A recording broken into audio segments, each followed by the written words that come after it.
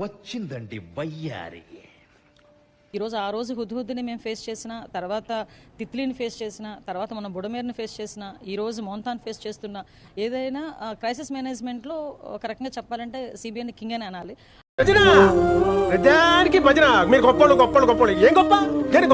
ఒక భరోసా చంద్రబాబు నాయుడు గారు ముఖ్యమంత్రిగా ఉన్నప్పుడు ఎటువంటి సిచ్యువేషన్ అయినా మేము ఎదుర్కోగలము, అంత మా వరకు రానివ్వరు సిబిఎన్ అన్న భరోసా అయితే ప్రజల్లో ఉంది.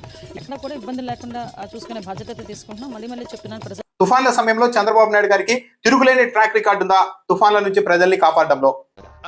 అంటే అది ఏ డిపార్ట్మెంట్ పట్టుకోలేదు. మా పరిస్థితి ఏంది? పరిస్థితులు బాగలేవు, మీరు పట్టుకోకపోతే మేము ఇబ్బందులు పడతాం సార్.